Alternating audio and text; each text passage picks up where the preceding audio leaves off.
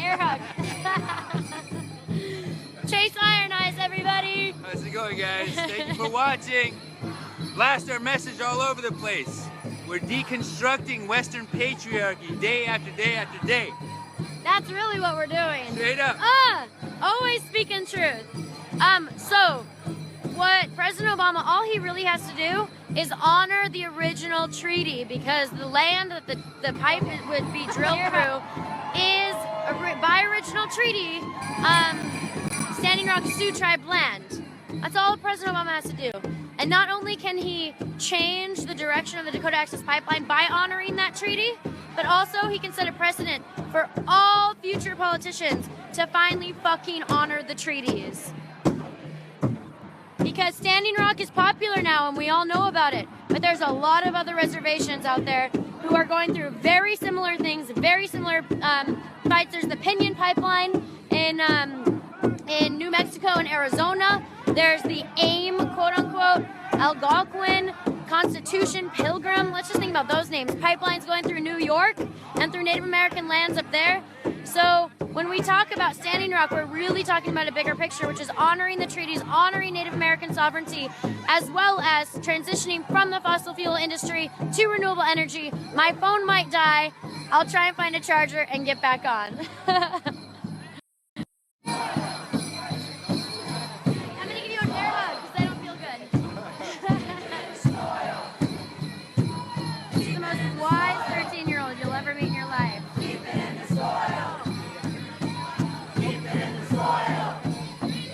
What's up, revolutionaries? DC here.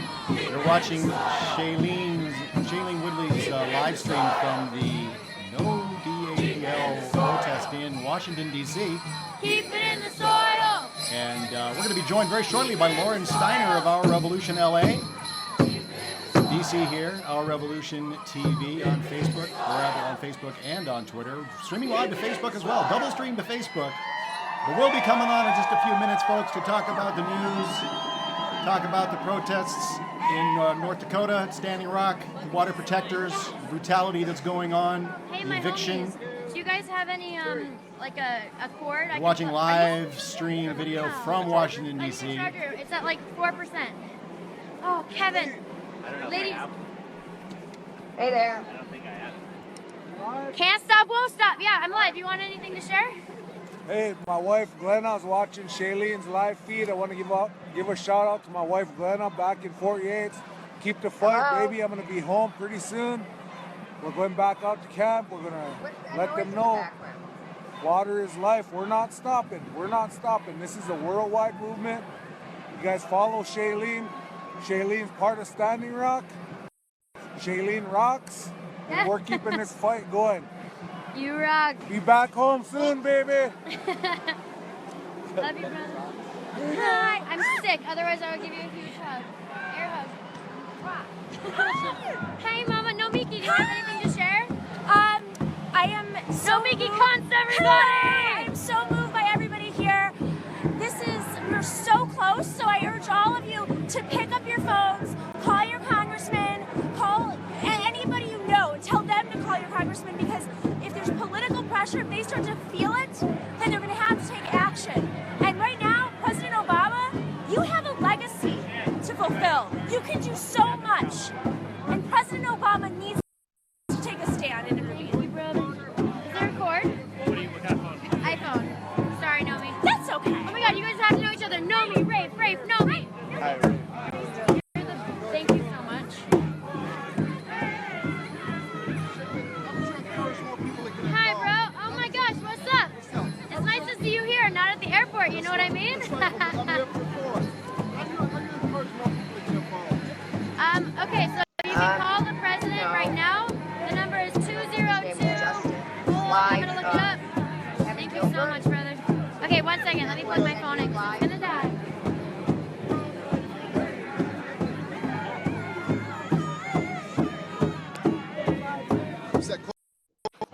Let me see.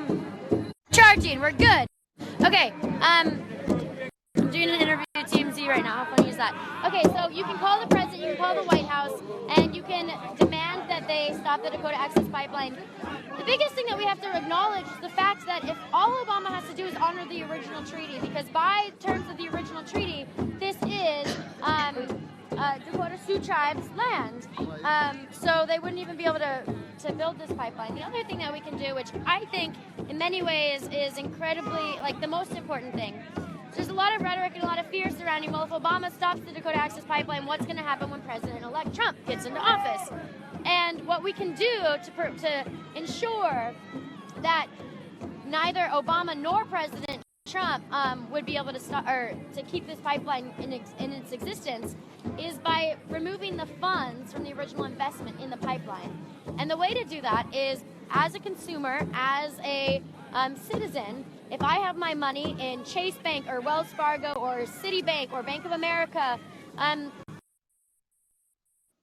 pretty much any large corporate bank in America, all of these banks have invested in the Dakota Access Pipeline. So we have to go in and we have to use the hashtag bank exit and film ourselves going and talking to our bankers saying we are temporarily removing our funds from these big banks and we're putting our funds in a local credit union until they decide to divest from the Dakota Access Pipeline. This tactic does work. We've seen it. It's been proven by the largest Norwegian bank. They recently withdrew their investment in the Dakota Access Pipeline. So it shows that when the power of the people do stand together, or when the people stand together, their power and their momentum, there's nothing that they can't do. And it's important that we stay mobilized, that we stay encouraged and empowered by each other, spread the education surrounding the Dakota Access Pipeline, and take your money out of these banks. We should go What? because people are expecting us. You know, President Obama right now just has this, like, in this limbo. We're at this halt station where he and the Army Corps of Engineers, the White House and Army Corps. So I think that's an important tactic as well. Listen, every single thing we can do is incredibly important, but the thing that we do have to remember is President Obama is still in office, and he can still stop this pipeline. And to me, beyond President Obama and beyond President-elect Trump, the most important thing you can do is withdraw your money from these banks. Because if President Obama decides to build this pipeline, if President-elect Trump decides to reinstall this pipeline, if there's no investment in this pipeline, that mofo cannot get built. Okay, so before President Obama leaves office, if one thing you have to say, then what would you add? On Mike here. Hey, everybody. Welcome. DC here. We were just watching Shailene Woodley, her live stream from Washington, D.C., the protest there against the Dakota Access Pipeline. And joining me here on the robust opposition here Sunday morning is Lauren Steiner. Good morning, Lauren. Hi, Dave. How you doing there? I'm doing great. You're up in Oregon right now, visiting family, taking a little break, but still staying active. How are things going this weekend up there? Here we are. It's Thanksgiving weekend. Happy Native American Month, by the way. Yes. Well, we know we're all natives. Actually, this is a point that somebody made yesterday on one of the live streams I was looking at. We're all indigenous peoples, and we're all, somebody was complaining about the term African Americans, like, oh, what if they come from Jamaica, or what if they come from Brazil, or whatever. But you know what? We all come from Africa. The cradle of civilization is Africa. So I just think this, and I hope we can talk about this later on in the show, this identity politics thing is killing us. And it certainly has killed the Democratic Party, as we see when they try to run on identity politics this election year, what happened. Well, yeah, I mean, but it's certainly turning almost into a third rail of politics now. The term identity politics. Some are rejecting the idea that we can just eliminate the idea of sex and race in this conversation and boil it all down to economics. Really, is what we're talking about. I think that's something that Bernie Sanders was basically trying to do for his entire campaign. So there is a little pushback on that. Of course, a lot of it's coming from the Democratic establishment. But I don't know if we can certainly, eliminate it totally. But it does doesn't seem to do much more other than divide us. And I think that's sort of in the plan. You know what I'm saying? Right. Well, it's pushback from the Democratic establishment, who still do not get why this election was lost for them. But it's also pushback from Black Lives Matter activists and other people of color who do not, justifiably want to see it pushed under the rug and make it all about economics. And in fact, one person was criticizing Bernie Sanders for his most recent speech on his book tour at Berkeley School of Music last Sunday, in which he told this Latina young woman, who said she wanted to run for office, that, you can run for office. It's great that you're Latina. It's great that you're a woman, but are you a Latina woman that's going to be for the 99%, more or less? I'm paraphrasing. And, in that same quote, he said, yes, of course, it's important that we get Latinas into political power and African Americans, but that's not enough.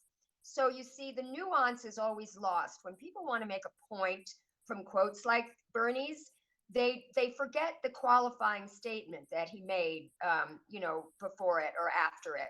And they just focus on, the point that they're seizing on, which is that, it's all reduced to economics.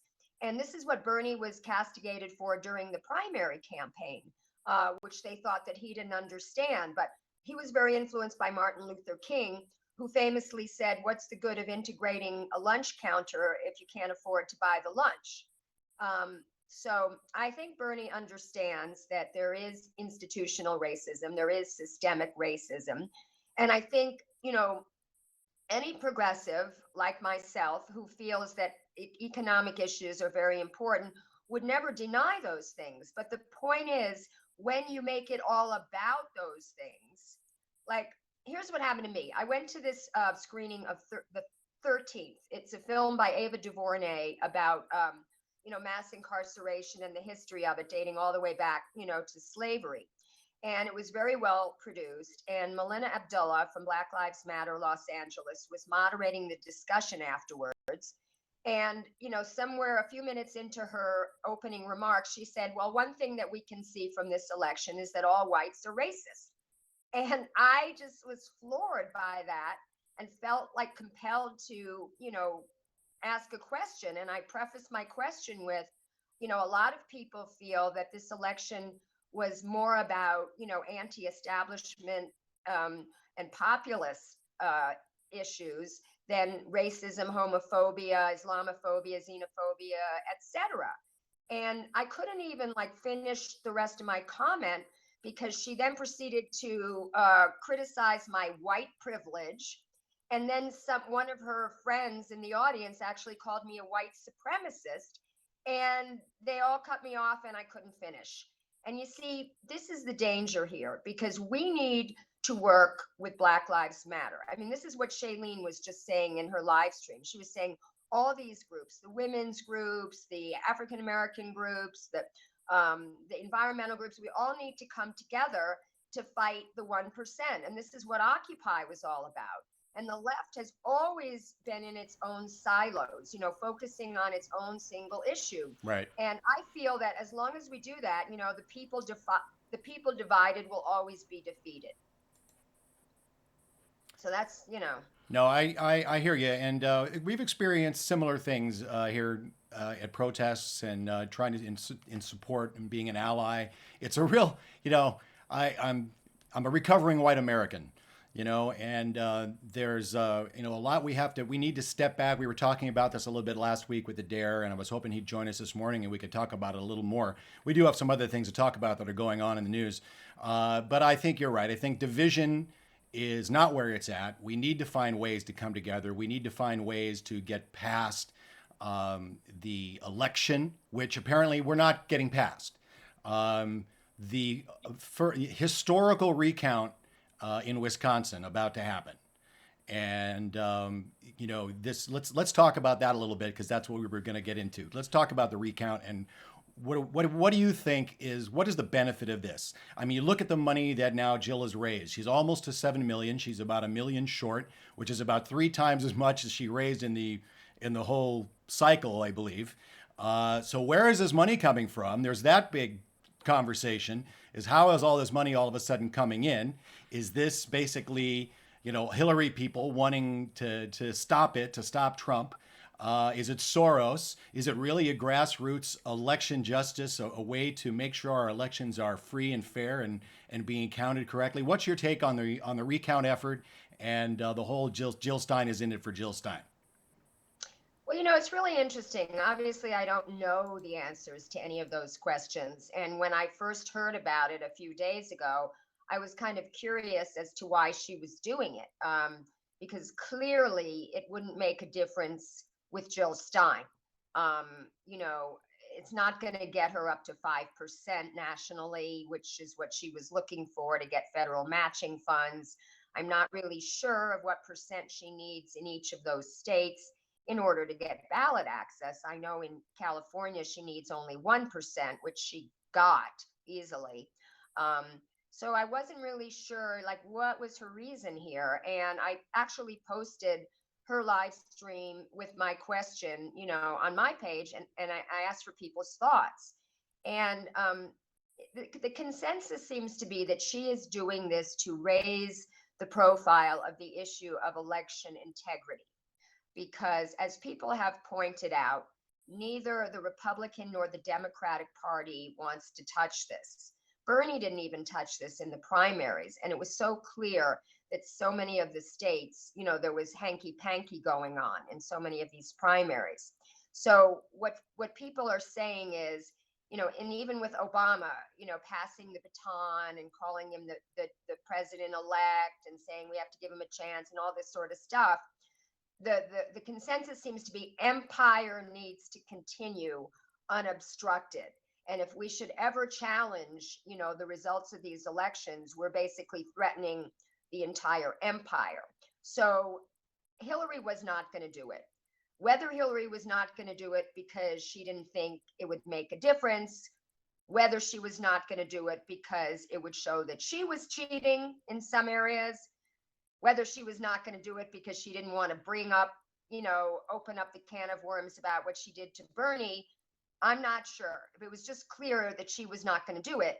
Although yesterday I read that one of her campaign lawyers did say that they are now participating in this recount without necessarily specifying what participating means. Right. So Yeah, they're on board.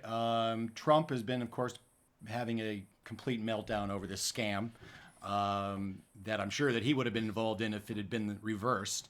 But it opens up a very serious question, Lauren. I mean, there's an article I think you posted about statisticians urging to go take the recount all the way back. Yes. This is I think, yes, I think Stein is in it for a certain amount of exposure and looking in the future. She's looking at 2020 perhaps. But I think, I don't know if she was expecting to get this kind of a response. And there are so many questions about the Russian hacking. So I think, they've opened themselves up. The Democrats opened this can of worms, number one, by cheating and rigging to begin with, but also by saying, oh, the Russians are hacking, they're getting into the machines. They're going to fix the election. Well, guess what happened? She won, or rather, he won, but she got the popular vote. So who fixed what? So I think that, we have this is opening a door here that may expose a lot more than the Democrats are bargaining for being in on it. Now, whether, why they're on board with this, because apparently, Obama's not on board. But why they're on board and opening themselves up to this, I don't know. I guess it's maybe to appease those the scaredy pantsuit nation that are so freaked out over Donald Trump.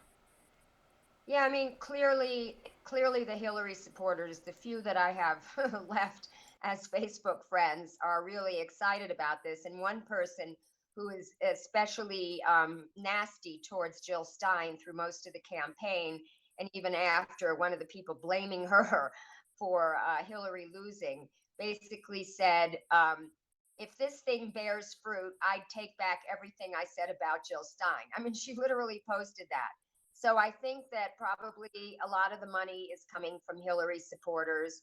I have no way, like I said earlier, about verifying the accuracy of those reports that these donations were being made by bots, that George Soros was, contributing small amounts pretty regularly.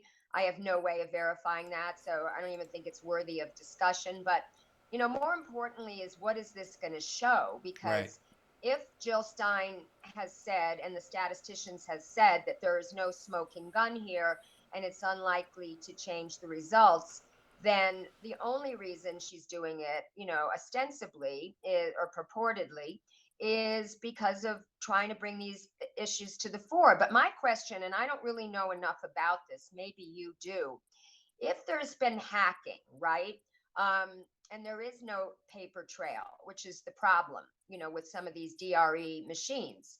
How do they prove it? Because like one thing, I don't remember which article it was, but one thing they said, oh, it can't be hacked because, as people have pointed out, these machines are not connected to the internet.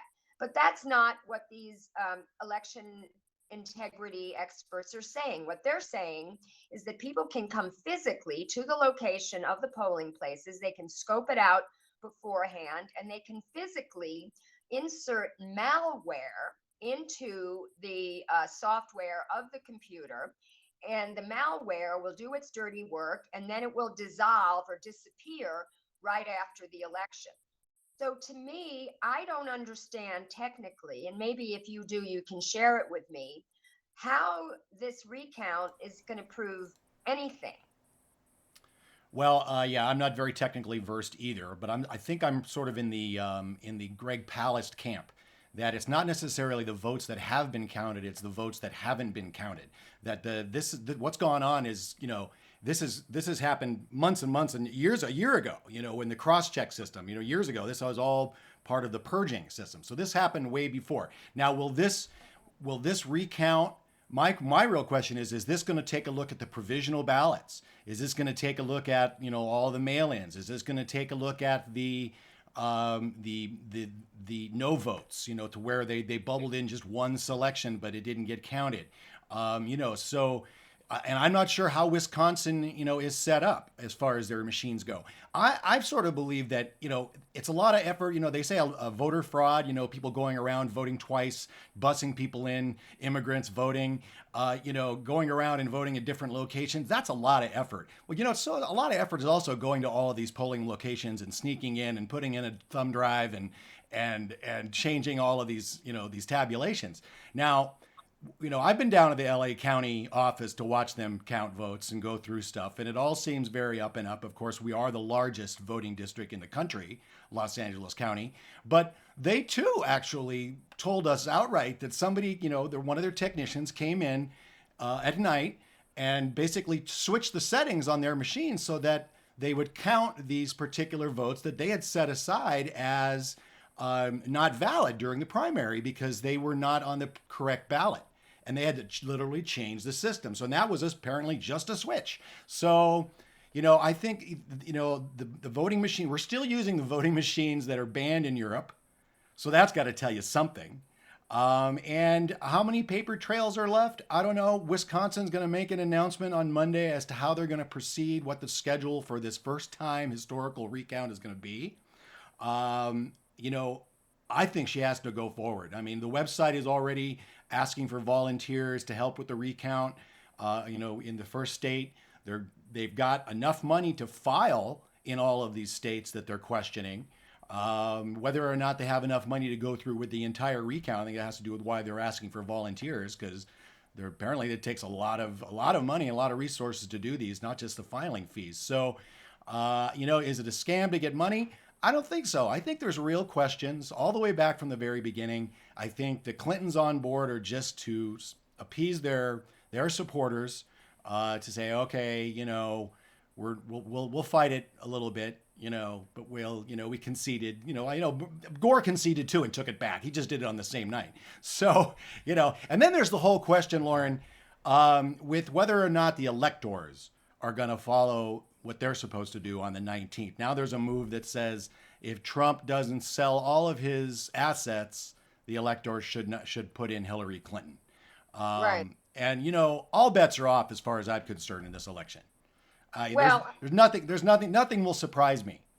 Yeah. Before discussing the electors, I just wanted to, go back to how they could steal the vote and whether we could figure it out. I mean, one thing that was interesting to me is the first time that I heard that 90,000 people voted in Michigan for every other office but president was from Michael Moore. And his point was that Democrats would not vote for Donald Trump for sure, but they were not going to vote for Hillary because of her neoliberalism and, you know, her being Obama's third term and her not really being clear about her opposition to the TPP and other such job-killing arrangements. And remember, you know, Obama also said he would fight for card check and these other kind of measures that the unions wanted, and he never did. So, you know, Obama was a complete disappointment to the progressive left, to the working class. And so it seemed to me Michael Moore's explanation of those 90,000 votes that didn't vote for president was reasonable. Now, my friend Robin, who works in election protection, says that is a classic sign of voter fraud when you vote for every other office but the presidential office. Now, I haven't gotten her to elaborate on that, but apparently that has happened before. And, you know, you mentioned voting machines that are banned in Europe. Well, a lot of these voting machines are banned in California. One of the reasons that I was so supportive of Deborah Bowen for Secretary of State was that she was planning to address this. And she basically did a review of these DRE systems that had no verifiable paper trail or auditable paper trail and rejected them. And so California actually is known for having better systems. And you talk about Los Angeles County being the largest, you know, voting base in the country. Well, as you probably know, I've co-founded Ballots for Bernie with Lucy Riley up in Sonoma County. And we organized an effort to monitor the ballot counting of the over 2 million ballots that had not been counted on election night. And for the most part, everything was on the up and up, as you said. And Los Angeles County counted 87% of their provisional ballots. So unlike in other states where provisional ballots were suspicious and a way to not count your vote, in California, it's the fail-safe mechanism for people that have issues, such as the problem with no party preference voters being given the wrong ballot. And so 87% of the provisionals were counted. And I know this because it's published. And also I have a friend, a Bernie supporter and a fellow fractivist who actually works in the LA County Registrar's office. And he was able to pull the data for me on exactly the numbers of which ballots were not counted. And the largest number, 14,000 ballots that were not counted, were people that were not registered. So certainly if you're not registered to vote, you shouldn't have your ballot counted. So I don't really feel, you know, like a lot of Bernie supporters think, oh, Bernie won California. It's not true. You know, he was able to close the gap from 13% on election night to 7% ultimately. But there were a lot of reasons why Bernie didn't win California. And I don't think election fraud was one of them. So, but my question to you is, do you think people really care? I mean, even if this is found out. Oh, and by the way, another point, Bev Harris from Black Box Voting, she was the subject of that film, Hacking Democracy. She talks about fractionalized voting, how you can change the code in these machines to count, let's say that Hillary was winning the popular vote. I mean, there could have been fraud on both sides. For instance, if she's winning the popular vote by 2 million, the way they would do that is to give every Hillary vote 1.15.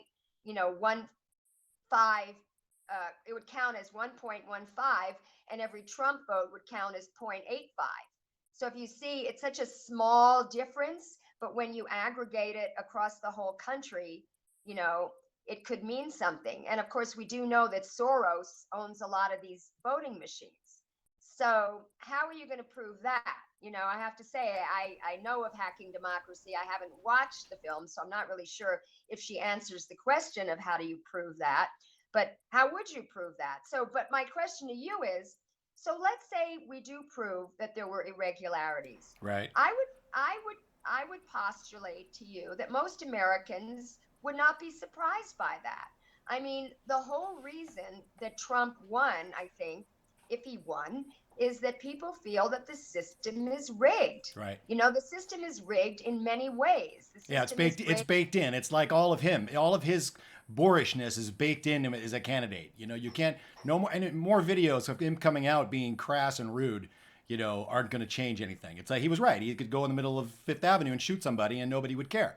Yeah. So, you know, I think if anything, what it's going to cause is, I mean, what is the result? You're right. Okay. So say they find that 100,000 votes should be moved over in those states to Hillary Clinton, and she won. You know, she only has to win one, right? Pennsylvania, or I mean, she only has to basically change one for the electoral shift, right? So, but say she still does it, and she gets enough to shift that before December 19th. I think December 13th is when this count is supposed to be done. So, okay, so say that happens, and it looks like those numbers shift in those states. Does it get thrown to the Supreme Court? Do the electors in that state, they just, all of a sudden the electors now become Clinton electors, and that's who votes on December 19th? And if that happens, I don't really want to think about what might happen. Yeah. You know, they're all happy now, and look at the hate crimes that are going on. You know, they're ecstatic that they won.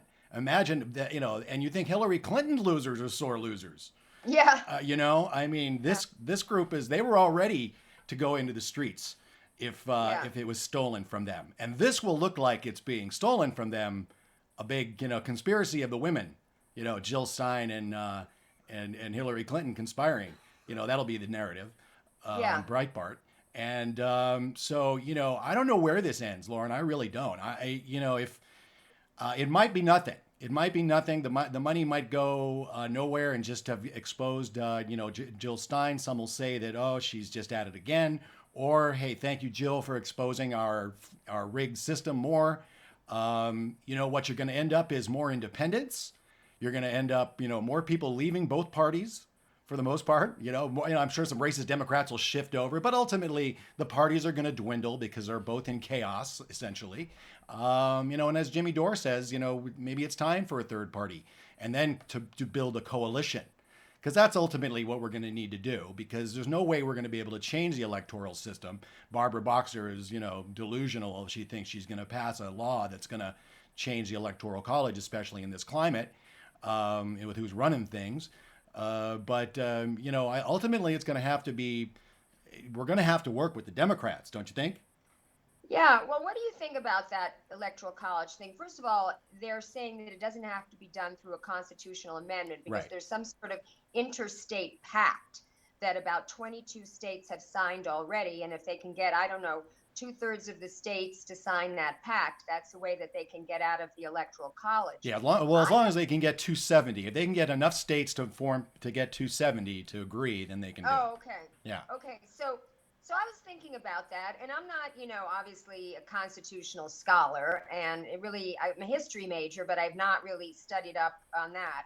My understanding is that the Electoral College was designed to prevent, you know, majority rule, tyranny of the majority, and we do have a federalist system. We do have a republic. We're not a direct democracy. But my thinking, and you can tell me if you. Well, we're a representational democracy. We're not a direct democracy. Right. Yeah. But the republic means that we have, you know, we're run by the states as well as by the federal government. Right. So the states, you know, have outsized importance. So here's what I'm thinking. So we have, you know, our country was founded on farming. Well, I should say the colonizers, you know, I'm not going to, well, also the native people too, but, you know, we were in the heartland of the country, and we were mostly farmers. And these are the sections of the country that have been hollowed out by, you know, U.S. policies, trade policies in particular. And I feel like people are being forced to move to the cities just because that's where the jobs are. So it kind of leaves the people that live in the heartland of the country powerless. And if we just went without the electoral college and we were just going with the popular vote, they would lose every time, and their voice and their issues would lose every time. Right. So I mean, it seems to me at this point it's a ploy by Democrats, because they know historically the cities go blue, the suburbs are kind of purple, and the rural areas are red. So they know that if they get rid of the electoral college, they will win every time. Yes, New York, Los Angeles, and Chicago will decide the election. Right. And like, you know, like Trump said, I think I don't know if Hillary said this, but Trump certainly said this, that we are aware of this, and had it been, just the popular vote, we would have campaigned in those places that you mentioned, but they didn't. So It was a fair fight, at least assuming that there was no election fraud. And I just don't know that I feel that we should get rid of the Electoral College. What do you think? No, I'm with you on that. I think there's a real danger of tyranny of the majority. I mean, as it is, it's flyover country now. Now I know most of us don't agree with what they agree with, in the Bible Belt, and maybe we have more in common with the Rust Belt. But they would lose all of their power. You have to. It is a good system under the idea of a confederation of states. I mean, if we were one country, and there was actually a popular vote count for the whole country, which there isn't, that would be one thing. But we're not. We're a United States, and each state has a certain degree of autonomy. And that can be a good thing, and that can be a bad thing. Look at California. We're talking about seceding the whole West Coast with legal pot and a green economy, and we'll take Hawaii too because it's Hawaii. But we do have to find ways. Bernie's absolutely right. He has been a champion of the white working class, and he said it on, I don't think it was CBS this morning, he basically said that there is a whole group of people that are being completely ignored. The policies for 40 years have destroyed. Now, whether or not they're racist, like you say, obviously all the people that voted, America, all the white people are racist. I mean, that's such an oversimplification is ridiculous of this whole conversation. And they don't really want. I'm reading. I don't know if you've read it yet, but I'm reading Listen Liberal, and they're going in the same direction. I don't see anything changing. Schumer is talking a game, but there it is. Yeah, great book. But they're doing the exact same thing. They're sheepdogging is exactly what they're doing. They're sheepdogging us into this party. Now, Bernie, I think, is a true believer. I think he can make changes within the Democratic Party, and basically in our current system, we've got no other choice. Now, the Electoral College is not going anywhere. There's no way they're going to be able to change the Constitution. It's going to take a long time to get those states on board. Yes, it's just started. It's a nascent movement. We're going to have to build some type of a coalition of progressives and groups, activists and different, with the different issues to push the Democratic Party. I really think that's the only way we're going to be able to do it. And I'm kind of agreeing with Bernie that that's what needs to happen. Now, is it that one of the guys at the Progressive Army, I forget, I think it was Michael, was saying that stay in the Democratic Party, work with the Greens, work with Black Lives Matter, work with the climate change, work with your issues, and then they were talking about taking over the California Democrats, right, Lauren? This is a big move for progressives to get in there and become electors in California. Talk a little bit about that. You were down there in San Diego. How, is this a viable solution for California? Can we take over the Democratic Party? Because if we can do it in California, we can pretty much do it anywhere. Well, absolutely. And we have a plan. The Bernie delegates have a plan. And as you know, we were in San Diego last weekend for the CADEM, California Democratic Party Executive Board meeting. And all the caucuses, I think there are about 17, 19 caucuses, I'm not sure, had meetings. And we had a Enough is Enough press conference and rally in which we talked to the people assembled. And we didn't have a formal spot in the program, but we positioned ourselves on the route to the lunchroom where Alex Padilla was speaking. So all of the people in the party had to pass by us. So some people stopped and listened, and there were 3 different news stations there. And we basically said that the Democratic Party needed to change. We needed to get the money out of politics. We needed to change the leadership.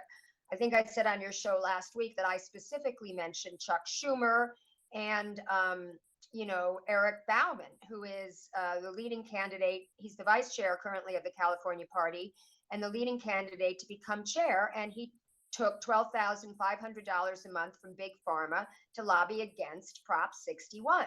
And the pharmaceutical industry is the biggest lobby in Washington. They spend more money even than the fossil fuel industry. And they spent $127 million to successfully defeat Prop 61 in California. So as I later asked him in the meeting of the Business and Professional Caucus, because he's tried to worm out of this by saying he personally did not lobby anybody in the Democratic Party about this. But the point is, the optics look bad. You know, why is he even taking money from Big Pharma? And really, what did he do if he wasn't lobbying? I mean, even if it wasn't members of the Democratic Party, and from what I heard, it wasn't him doing the personal lobbying, it was his minions. And they would go and they would hand out flyers at various meetings about Prop 61 with the various lies that Big Pharma was trying to disseminate. So this is a guy who should not be the head of the California party. And we are working to try to stop him. I mean, it's going to be an uphill climb because he's been in the party for a very long time. His challenger is a person by the name of Kimberly Ellis. I mean, she's not our ideal candidate. She was not even a Bernie supporter. She's worked for an organization called Emerge for 8 years. And the purpose of that organization is to recruit and train women to run for office. And that's what she has successfully done. About 70%, I think, of the women that they've trained have gotten into electoral office. Now, the question is, when these women get elected, are they going to be progressives? Not necessarily. You know, look at Hillary, you know, look at Heidi Heitkamp, for example, you know, in North Dakota. She's just come out and saying that, you know, the Army Corps of Engineers should clear the Standing Rock of the protesters. And she, in her statement, she said violence perpetrated by the protesters. She didn't reference any of the violence perpetrated by the 7 different, you know, local and other state agencies that have been come in to, you know, use 7 states, Lauren, 7 states. It's like 75 different agencies, according to the ACLU, have all been drawn upon. But it's like 7 or 8 states, dozens of counties that are all being, you know, called upon. And of course, now they get, you know, the day during Native American month, Thanksgiving, the day after Thanksgiving, on a Friday, the Army Corps of Engineers sends the letter, the eviction notice, which is just, and of course, Bill McKibben points out the irony that the date of the eviction, December 5th, is Custer's birthday. So, and of course, they waited until Native American Heritage Month was over before they evicted them. So they waited till December 5th because we are currently still in Native American Heritage Month. Well, go ahead. I want to segue into that, but I just want to finish the point about the Democratic Party and how successful. Okay, so I think in California, we are a Democratic state. We're not really threatened by Republicans getting elected ever. But it's the corporate Democrats we worry about. And specifically, we environmentalists are concerned about the corporate Democrats who take money from big oil, including Jerry Brown, who's taken $9.8 million from big oil and big utilities. So what we're going to try to do is the AD meetings, the delegate meetings. You know, there are, I forget how many, maybe 2,700 delegates statewide, and 1/3 of them are elected in each assembly district. And the elections are coming up in January 8th and 9th. And therefore, the filing deadline is December 8th or 9th, depending on when your assembly district is having its election. So we're trying to recruit a lot of Bernie supporters, delegates and supporters to run for AD. And this is the way to start to take over the California Democratic Party. Now, the question is, can we do that nationwide? I don't know. We're talking about having Keith Ellison, you know, come in and be the head of the DNC. Right. And I was concerned about him because of, you know, some of his support of a no-fly zone in Syria, and his support of Iraq, the Patriot Act. Yeah, and what Hillary Clinton did in Libya. And, you know, I kind of decided, well, you know, I'm going to discount that because after all, the DNC is not the DNC chair is not a policy-making role. But a lot of people feel, you know, have some concerns about him, and, you know, that he's gone along with some of these wars and these appropriations. But, you know, they had those same concerns about Bernie. Right. So, I mean, if we're doing a purity test and we're looking for 100% perfect candidate, we're not going to find that person. And I think the people that sat out on the sidelines, and I know several of them, because of Bernie's, you know, less than 100% stellar position on Palestinian issues or gun control issues, or, even systemic racism issues. I think those people are now going to be ruining the day if we end up, with President Trump. I mean, I say if we end up, I'm acting like we're not going to end up. I'm pretty sure that we're ending it. We've got him, know. I think we've got him too, and I think the Democratic Party is in disarray. They're trying to, they're trying to pull it back together, under the same umbrella. I mean, they're making some changes. They're trying to put a new face on it. I think we're getting into still a little bit of identity politics, even with Keith Ellison. Although he is very progressive on so many issues, and of course he's head of the Progressive Caucus. Who else is going to be there? Obama? Is Obama going to run the Democratic Party? Under Obama and Schultz, the amount of governors and seats that have been lost over the last 8 years, we have a president that basically took Republican policies and ran with them after he was elected, after we were hoping he was going to change things. And he basically ran with the same system. He kept it, like, Jimmy Dore says, kept with the same, defense secretary. And I just want to say a couple of things with regards to the media. And we're going to get into fake news a little bit in the second hour. We're going to get into Standing Rock now after I do a little video. I'm going to play Jimmy Dore on the aggressive progressives. And it pretty much sums up the way I feel about President Obama and the Democratic Party and where they are now. It's a little blue, as they say, so it's got some language in it, so be prepared. But it really does sum up how I feel, and I think Lauren and I are sort of in the same boat on that. So I'm going to cue this up, and we're going to take a little break while we watch this. It's 4 minutes, and we'll come back on the other end, and we'll talk more about North Dakota and Standing Rock and what's going on up there and the coming eviction on December 5th. So here's Jimmy Dore on the aggressive progressives on TYT. So that's the other thing I would say. Make sure you're subscribing to TYT. TYT Politics is the only media outlet that's covering this. I mean, there's citizens on the ground that are covering it on their Facebook pages and stuff. But as far as a media source, TYT Politics is on the ground and doing amazing work. And I've got a couple of videos I want to show of them. But this is Jimmy Dore on the aggressive progressives on TYT.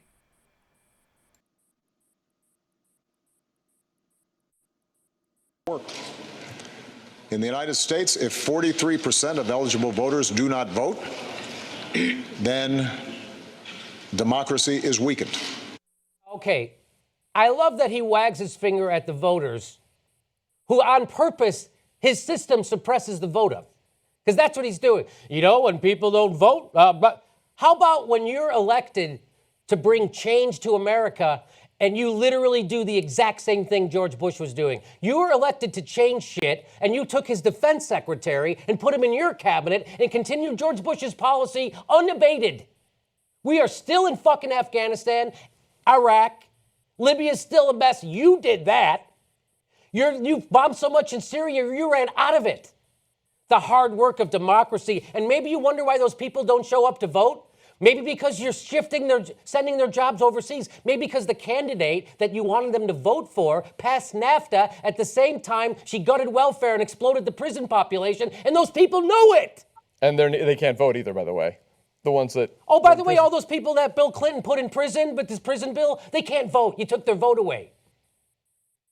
So you did it to yourself, but he wags his finger at them. Oh, it's the electorate's fault.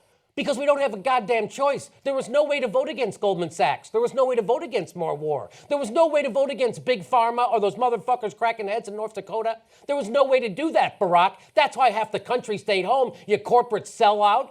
And you pretend like you don't know that? You don't know that your legislation has crushed your own people? Do you know that half the people in your own country are poor or in poverty? And you wonder why they don't come out to vote? Because they don't have because as Hillary Clinton is asking them to vote for her, they know she shipped their jobs to Mexico and undermined their unions. And when the teachers were getting their unions taken away in Wisconsin, you let it happen. You didn't put on that comfortable shoe. And when the Occupy Wall Street people were getting their heads cracked, you let Democratic mayors tell fucking union cops to go crack their heads from coast to coast. You did that, Barack Obama, and you wonder why half the country doesn't vote? Because they know no matter what they do, pieces of shit like you are going to turn your backs on them, which you did, and you continue to fucking do. The world is burning right now. Right now, global capitalism is failing on a massive scale. Right now, France is getting ready to be taken over by a right-wing government Greece has failed. Same thing in Italy. Right now, half your own goddamn country is poor. In the richest country the face of the earth has ever seen. You call that a winning fucking system? What kind of a system makes half their country poor, and it's the richest country in the world, Barack? And what the fuck did you do to try to fix that?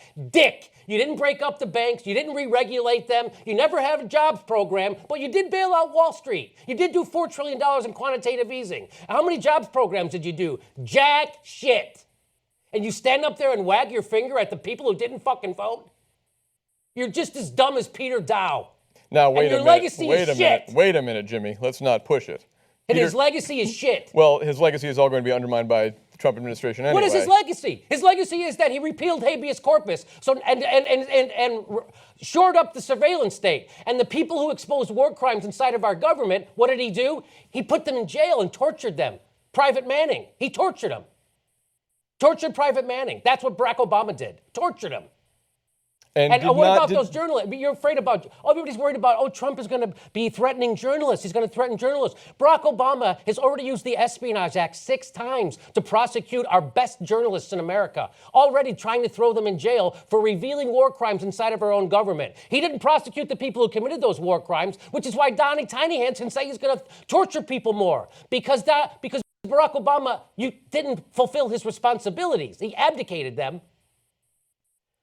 And he's throwing journalists in jail using the Espionage Act. You and your goddamn democracy's hard work. Yeah, it's hard work dismantling democracy, which is what Barack Obama did. And nobody fucking knows about it because nobody reported it because half the left goes to sleep when Barack Obama's president.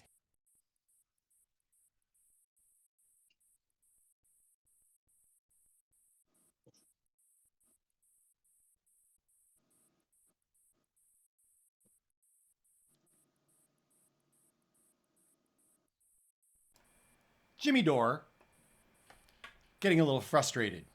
He's been doing some amazing videos. If you haven't subscribed to him on his YouTube, The Jimmy Dore Show, as well as TYT, The Aggressive Progressives. It's a great show. And there was Jimmy pretty aggressive there, Lauren, about Barack Obama and his legacy. Everybody's saying that, Paris, Trump is going to leave the Paris Accords. And that's his greatest achievement. Well, the climate's already blown past the Paris Accords. At COP21, COP22, COP out.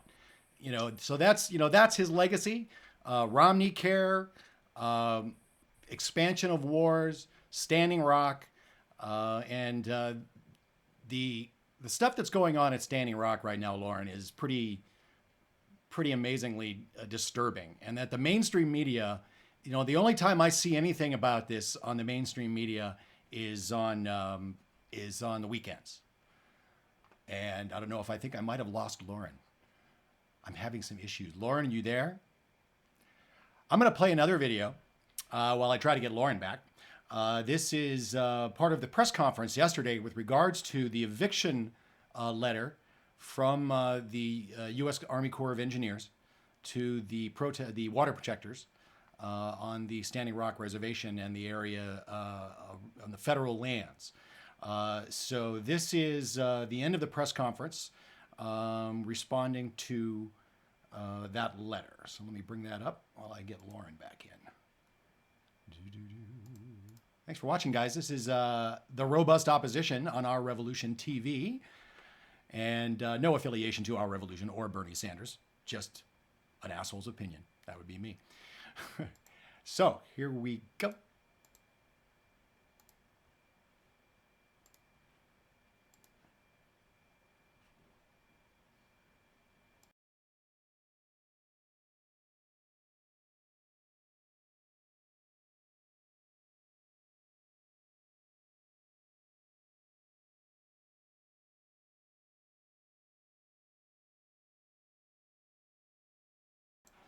Having some technical difficulties, guys. Stand by.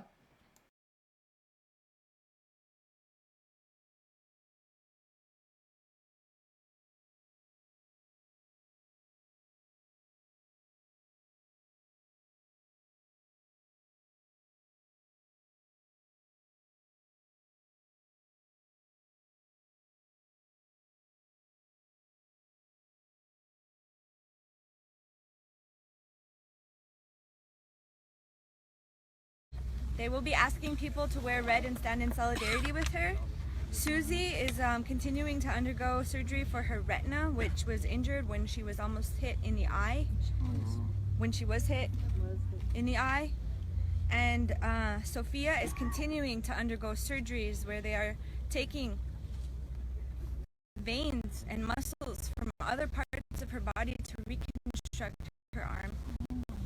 They used violent force against us, so I just wanted to give those updates and let Tomas say some words as the youth started this.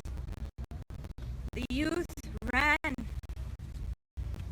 They ran in their own community, and they were like, we feel good. So what should we do next? And then so they ran to Nebraska. And they went to the Corps offices and they said, we don't want this. They said, we feel good. What should we do next? We're going to run to D.C. and we're going to reclaim all of this as Indigenous youth. They started it, and it's only fitting that Tomas here gets to have the final words at this press conference. Again, thank you to my elders for allowing me to speak. The Standing Rock youth were the ones that started this. Mm-hmm. That's right. And I wish that my brothers and sisters were here right now and we could all speak, because their stories are so important. Their stories are the story of Standing Rock. They are what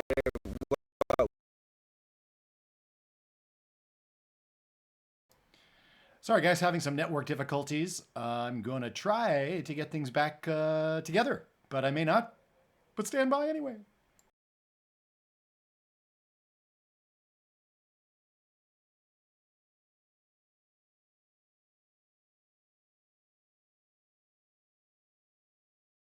and the same air and the same earth that we did today. We don't want to have to explain to our kids one day what clean drinking water tasted like.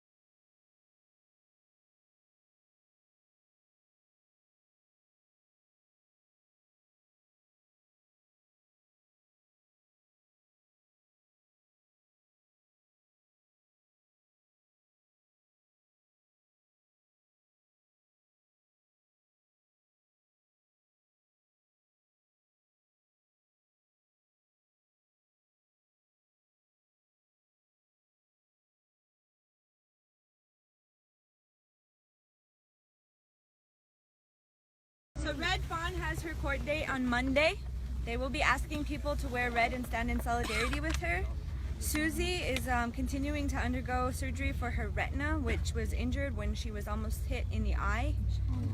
When she was hit in the eye. And Sophia is continuing to undergo surgeries where they are taking veins and muscles from other parts of her body to reconstruct her arm.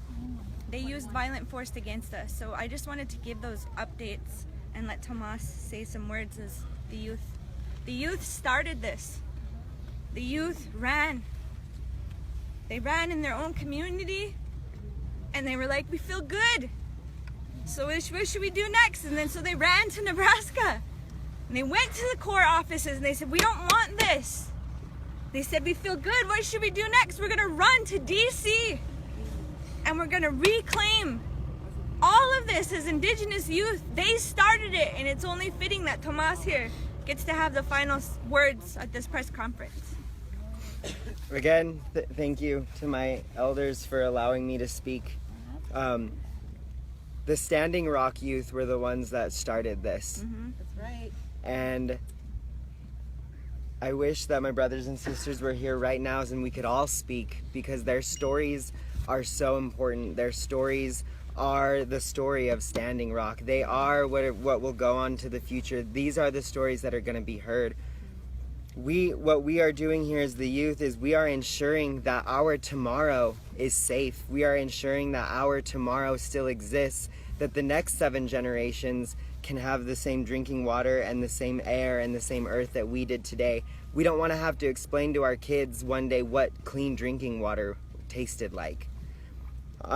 To touch a bit on what you said about people being brutalized, what I want to tell everybody is that for the past 500 years, these people and these mercenaries that this government protects have been controlling us. They've told us what to do, and we've almost given them the reaction that they want. And what we're doing here at Standing Rock is telling all of the oppressors around the world that oppress Indigenous people, we will no longer give you what you want. We stand as a rock. And when a river meets a rock, it will move it. But when the rocks stand together, the river will go around it. When I was arrested in Bismarck for praying, for exercising my First Amendment right, the Chinese proverb came into my head: no matter which way the wind howls, the mountain will never bow to it. And what I want everybody in that racist, white supremacist group to know is that not only do we love you, but we will not be moved by you. Do with our physical bodies what you want, but you will never, ever have our souls, have our spirits, or have our hearts. Aho, mita. Everybody, please remember, this pipeline is over 1,100 miles long. Yes, it originates in Dakota. It also goes through South Dakota, Iowa, that have been fighting constantly, endlessly, tirelessly, and have been asking for our love and our prayers. So everybody, please send much, much love to our brothers and sisters in Iowa that often feel like they're almost losing their battle. Let's let them know that we are standing in solidarity, that we will win this together, because one injustice anywhere is an injustice everywhere, you know? So we're in this together. Matigirads, everybody. This concludes our panel today. Thank you. Thank you.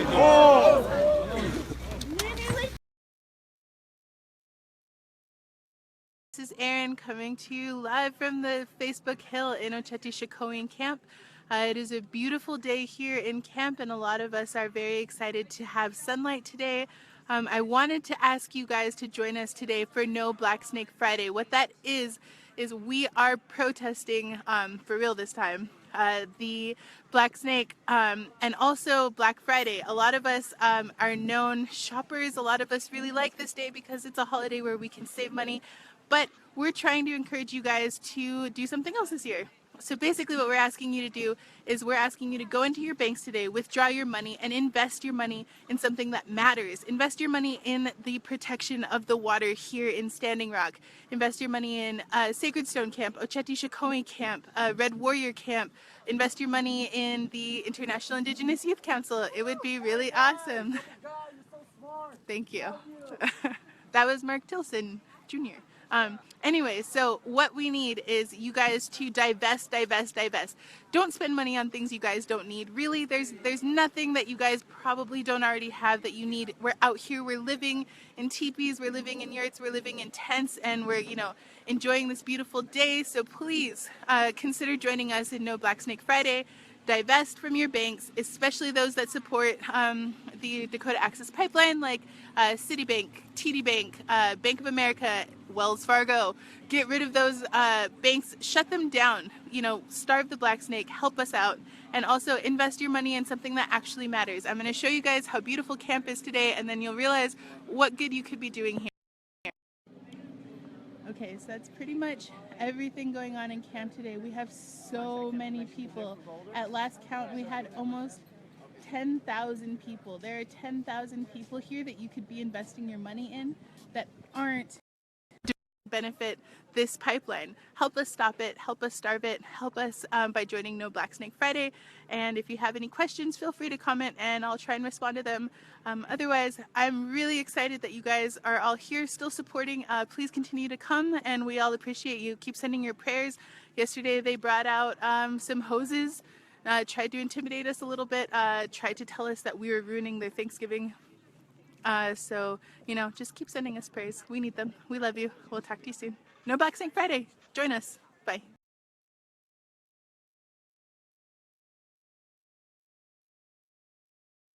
This is more than the pipeline, and we all know it.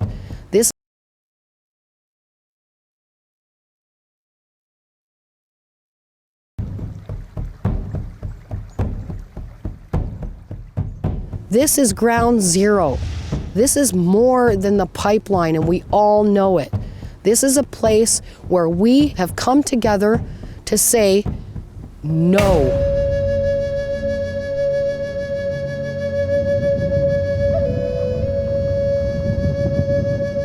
Everything you see, from the trees to the land, to the food, to the horses, to the fish, everything in this world was made with water. This river here, it feeds our people back home on our reservation, along with 18 million other people. We are here stopping Dakota Access from going under the Missouri River. Water is life and it is sacred, not just to the indigenous, but to all nations all around the world. It's a form of a living being that's supported us and that we have a connection with. That's the thing that's going to sustain not only you, but your children. It's really important that we stop this pipeline because it will eventually break and it'll poison all our water. It's not if it will leak, it's when.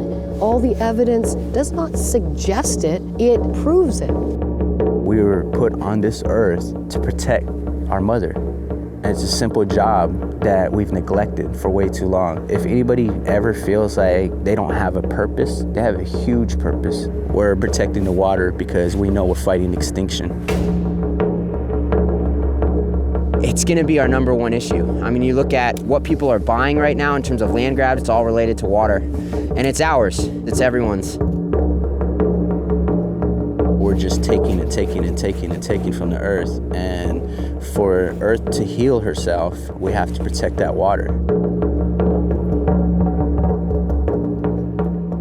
We're at a crisis point. Mother Earth is crying for help. There is no other planet to jump on. We are at a stage where it seems that we do not have a say in the most fundamental thing that Mother Earth has provided for us, and that is the ability to survive. We're up against billion-dollar corporations that have clearly influenced the state authorities here. They are there to protect the interests of that company. These are people that swore an oath to protect us. Instead, you're engaging in brutality. We're at a point where law is not for us. Whatever you've heard from the president on down, the Dakota Access Pipeline has stopped, they have not, nor have they ever stopped. If you're not careful with your greed, you can really damage the earth for your children. The only thing that will stop Dakota Access Pipeline is our continued pressure. That is our strength. The bigger the numbers, the louder the voice. You can lock us up at the gates of hell and we won't back down. We will stand our ground. We need to stand together in unity and solidarity. This is the start of the climate revolution. It's real. You need to mobilize. We need boots on the ground. Come and support. You can come out here. Get out here. This movement is something that I've wanted to be a part of for my whole life. I feel like I couldn't be anywhere else but here right now. Mini-Wachoni means water is life. Just because it's a simple truth does not mean that we can sit by idly. We're fighting for people's health. We're fighting to heal Mother Earth. It's for our children and your children. Stand with us. It's time now. There's potential to really transform our relationship with each other and our Earth. Help us. We need your voices. Come with us. The time is now. There's only one God, one prayer to save the earth. Gain understanding. Follow your heart. You know what's right. Become human with me again. We will stand our ground. Way high, oh. No DAPL, we won't back down. Way high, oh.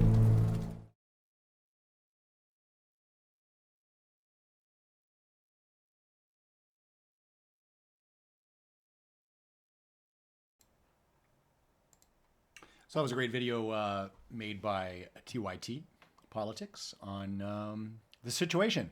And this really is the front line of the climate war. If you haven't read the Esquire article, I'll try to bring it up here, but there's an article in Esquire that pretty gravely lays out in an extensive article as to what we're facing as far as climate change goes. And one of the things they talked about in the press conference was that that basically DAPL is breaking federal law. You know, this is treaty law. This is a number of laws, and this is information on the website, which is Standing Rock Medic and Healer Council. Links from there. But basically, Dakota Access is violating a number of laws and treaties, including the Fort Laramie Treaty of 1868, Executive Order on Environmental Justice, Pipeline Safety Act and Clean Water Act, National Environmental Policy Act, and Executive Order on the Protection of Sacred Sites. So this corporation is in violation of numerous laws, federal laws, and the U.S. Army is about to evict them from the property. This has been the Robust Opposition. I'm having some technical difficulties, so I am going to cut the show short, and we'll try to work that out next week. And we'll get Lauren back, as well as some of the folks from Project Sanity, and talk about how we're going to continue in this climate. Thanks for watching. Subscribed. And follow me on Twitter at Our Revolution TV. No affiliation. Peace.